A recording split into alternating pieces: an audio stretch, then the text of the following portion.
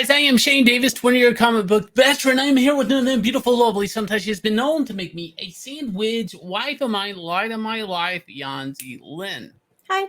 And today is the day we're talking once again about decimated DC, just the American comic book industry in general, as it is raped and pillaged by Hollywood time and time again. And let's get into it.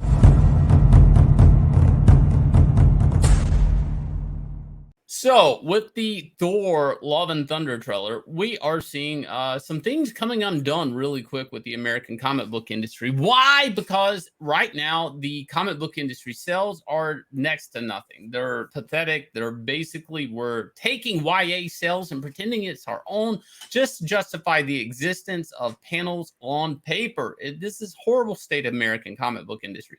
And right now, creators are being more vocal on comic Twitter. It's actually kind of sad, kind of entertaining. It is what it is. But before we get into it, please look down below, hit like, subscribe, ring the bell for notifications as we talk about Hollywood and how creatively bankrupt they are. We talk about the pop culture. We talk about the comics. We talk a little bit of everything. So what do we got here, Jans? Well, the Thor Love and Thunder trailer dropped, and people are starting to notice things like, oh, look at this shot. It's pretty much a direct copy of this panel by Isaac Ribic. So you can see that even the monster, the arc of it, every single spike is almost basically copied at this point. The composition, the breaking down the rule of thirds, everything is a complete swipe. Now, people are going to say, well, that's the source material. We're paying respect. You can pay all the respect you want, but how about paying some of that money?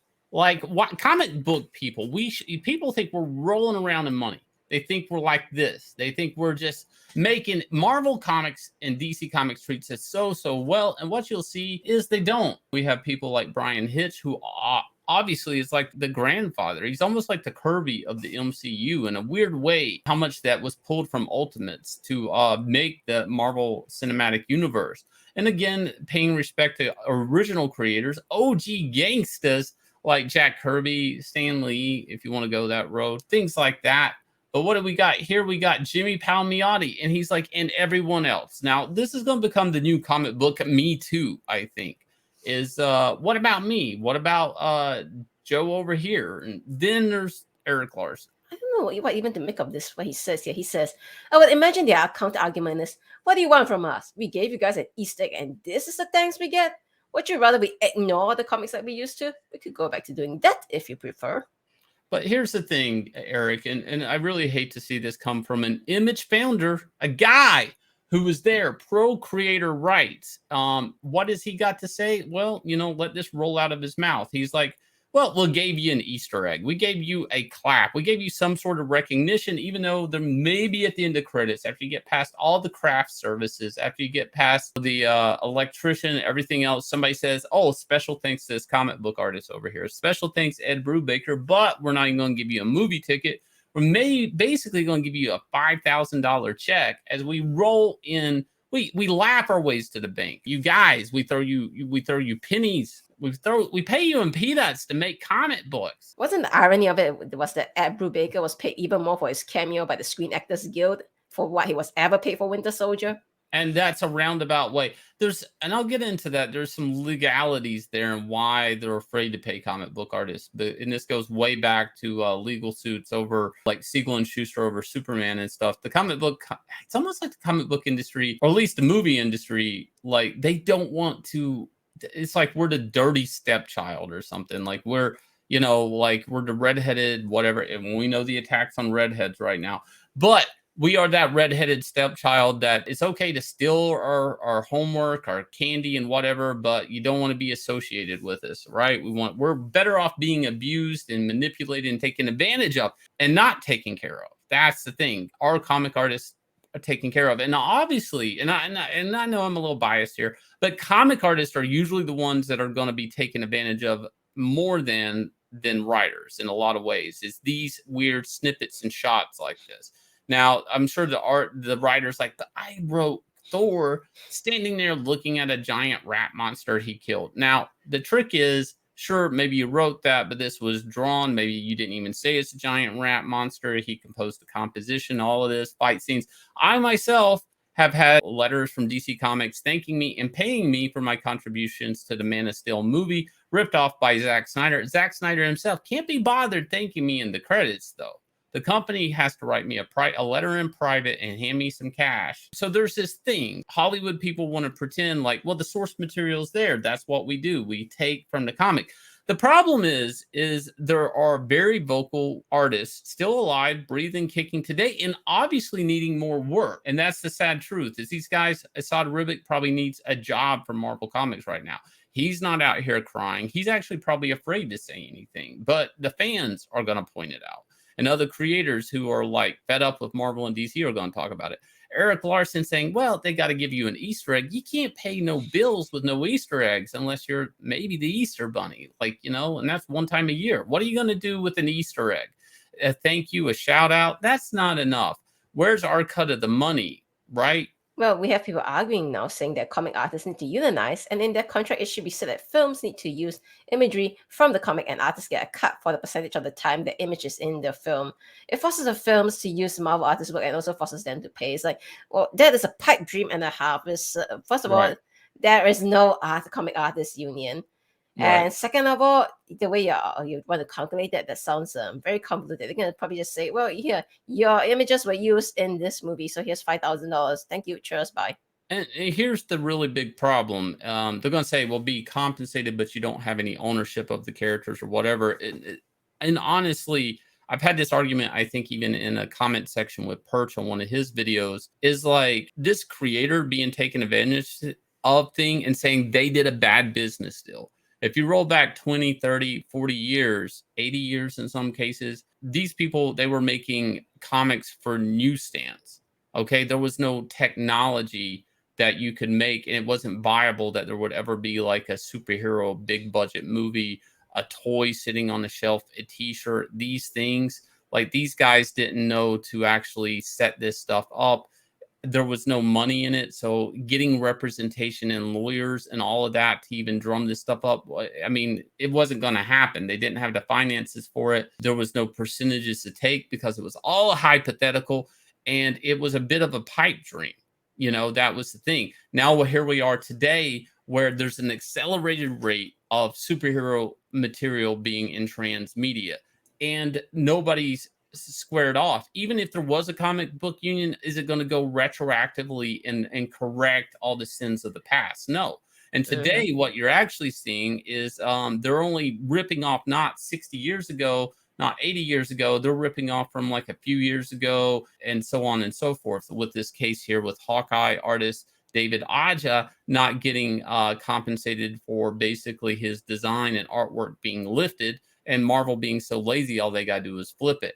Another case here is Moon Knight artist. Was he paid at all? I don't know. What is this? Well, obviously he wasn't paid. What else would, he get involved and say his comments are not getting paid? He basically had to be nice about it, Hello, Mr. Knight. Seriously, this is nuts. I drew something out of my brain and now it's a real thing in a TV show. Such a surreal feeling. I can't quite describe it.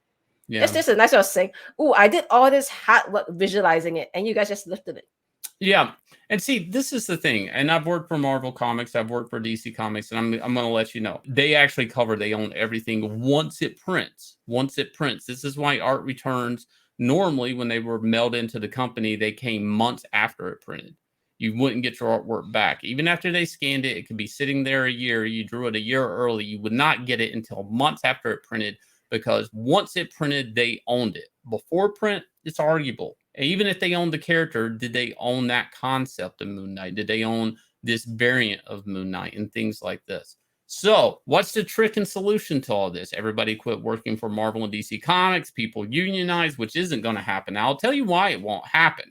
Because all Marvel and DC Comics has to do is go in at one key person in that union, give them a horse steroid of a raise, and the union would fall apart. I've heard of this type of thing being brought up before, and I've seen it fall apart before. So the idea of a comic book union, not going to happen. It's also not going to happen for point two. The American comic book industry is so like rib poor, meaning the ribs, the skeleton on us, it's showing. You can see DC Comics getting evicted. You can hear things like Kevin Smith talking about, well, I can't do a question comic book series unless DC Comics TV people approve it.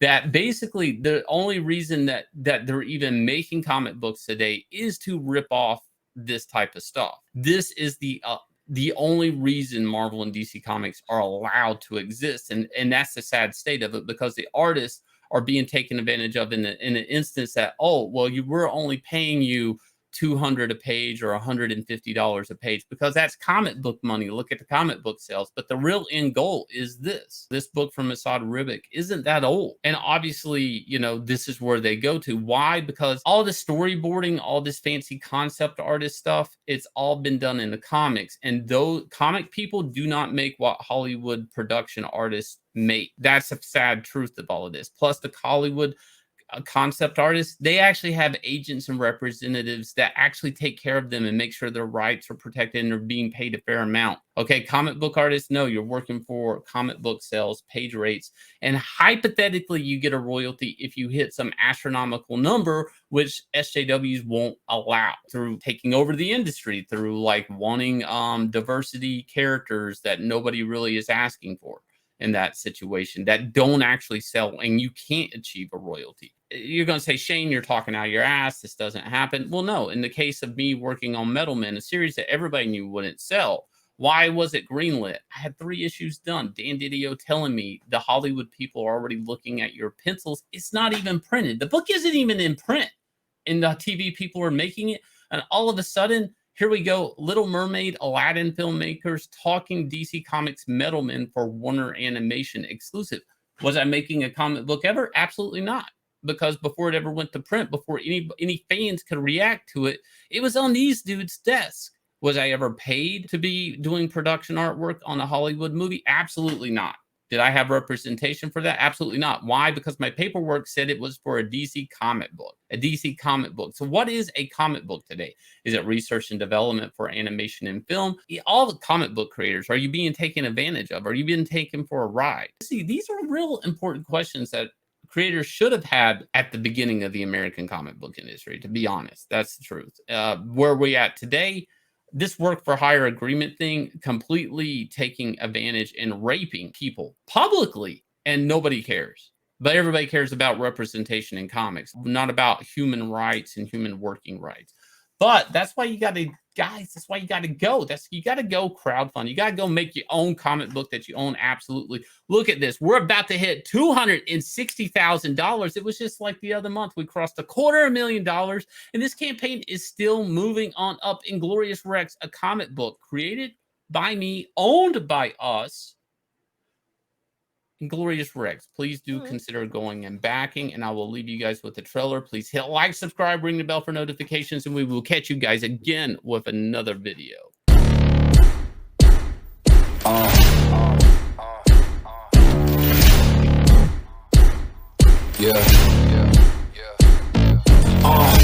Pardon me and my tone. You can't step to my throne. They ain't working like me. Did this on my own. You asking where we been, huh? I don't know where to begin, huh? All this dirt on my skin, I just came here to win. I'm more than a man, I'm a monster. Somebody call a pastor, doctor. I got a 6 cents for a pasta, so now I'm coming for the whole roster. It's not a game, why you playing with me? You could double back, lose track, try and hang with me. It must be in my veins, something you can't tame, cause I break the chains. Can't control me.